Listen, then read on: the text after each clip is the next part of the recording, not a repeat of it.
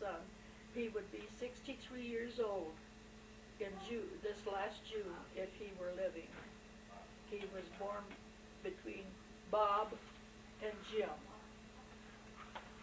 What? Jim will be 60, his next birthday in April, so he was 3 years old, would be 3 years older than Jim. And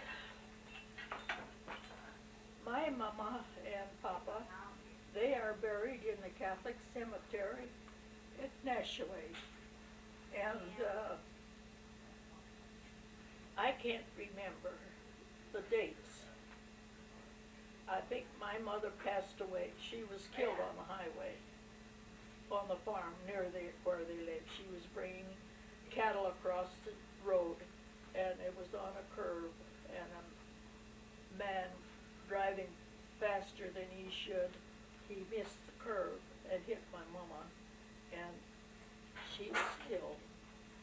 And there was 2 cows that they had to kill that were hurt. And she was 48 years old when she was killed.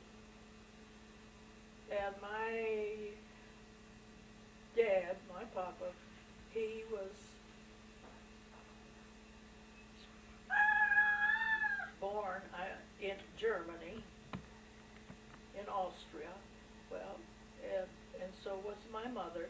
They were born in Austria. She was born at Piversdorf, a small village of Piversdorf. And he was born at Zelnai. She had 2 brothers and 4 sisters. And my father had, there was 9 children in his family, and there was 2 sisters and 7 brothers.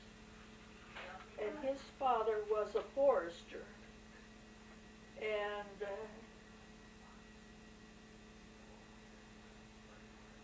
he came up missing, and they couldn't find him. And one day, some foresters went through the forest where he was supposed to be working, and he was hanging in a tree.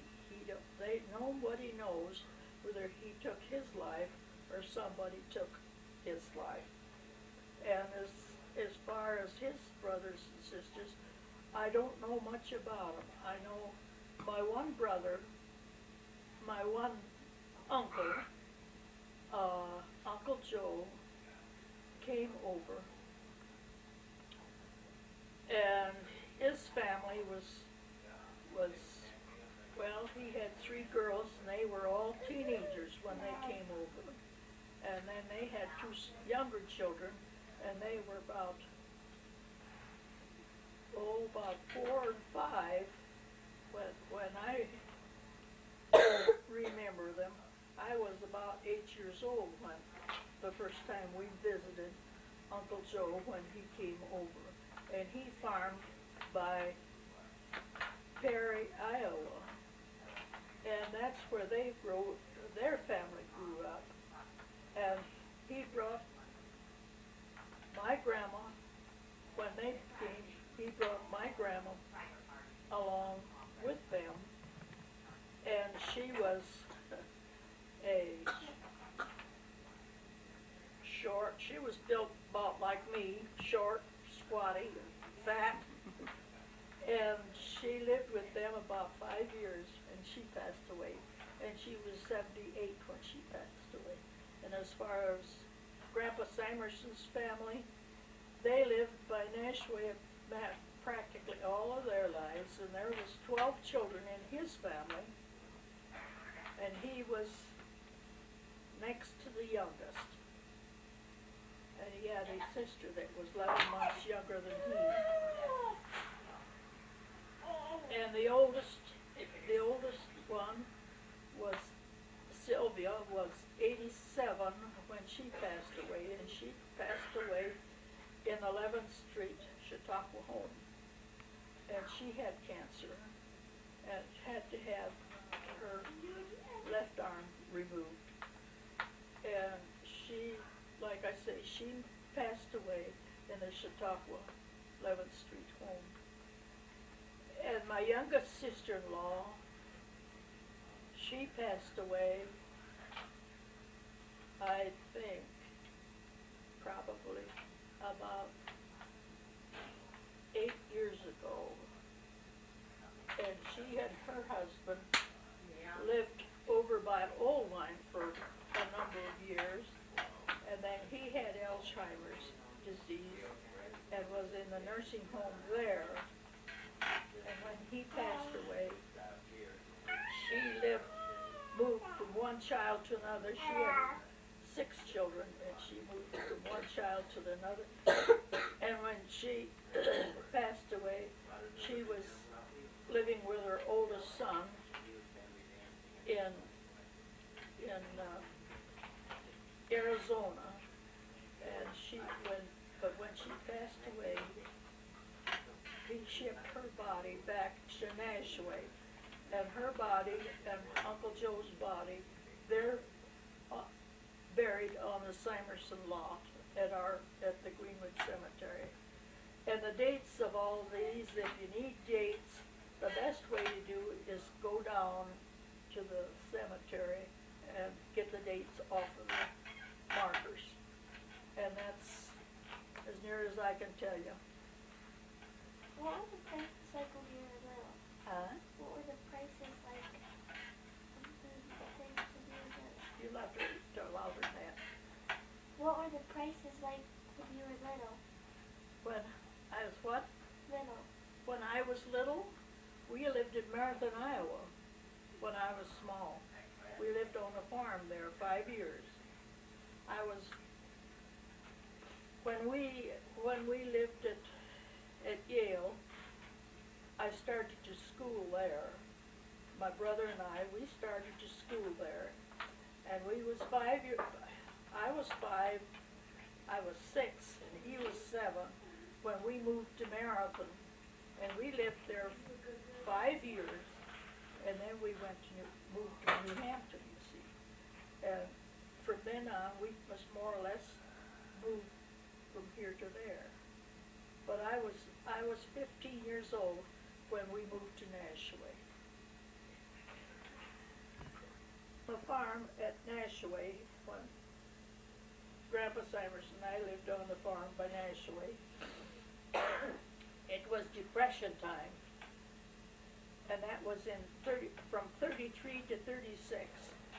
And the prices of everything was nil, you might say. We could buy butter for 29 cents a pound. A loaf of bread cost 12 cents. Sugar, that was 10 pounds for $1. And flour was 10 pounds for $1. And I could buy a 50-pound sack of flour for $1.59. Oatmeal, Quaker's oatmeal, there was no such thing. You bought your oatmeal in bulk packages. Like you say, well, I want 5 pounds oatmeal. They put it in a sack. That's the way you got your oatmeal. And but the only box cereal that you could get was Cream of Wheat and the other cereals was like puffed wheat, puffed rice. There was no cornflakes and Wheaties and that until later years. And in the 30s is when the Wheaties, we got our first box of Wheaties. And from then, but we didn't buy much wheat. We ate oatmeal, puffed wheat, puffed rice, and sometimes we'd have cornmeal mush. And eggs were 9 cents a dozen. You couldn't even sell a chicken. They wouldn't buy them. So it was kind of, and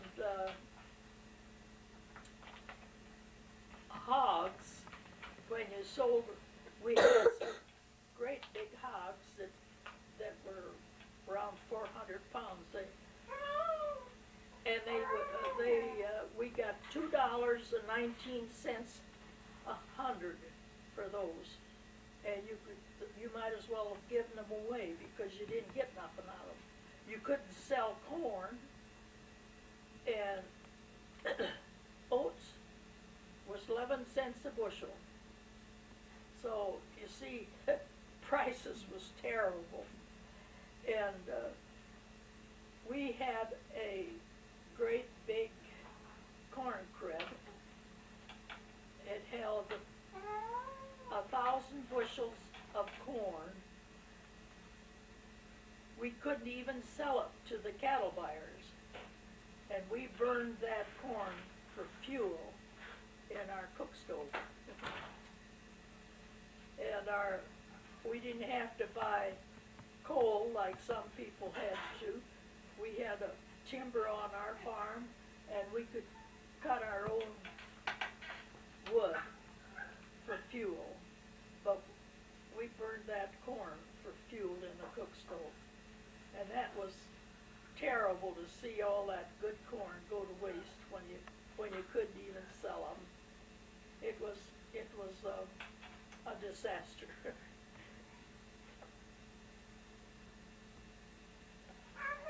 And we had some sheep, and when we got ready to sell the lambs, we got $3 a piece for those lambs. That's like giving them away. And other than that, I can't think of a thing to tell you. But I don't know, we managed to make a living, but you had to can, we had a big garden, and we had to can, and we had our own meat, butchered and canned meat. Oh, I tell you, it was, think about all that now, I may go to the store and go to the counter and buy all this good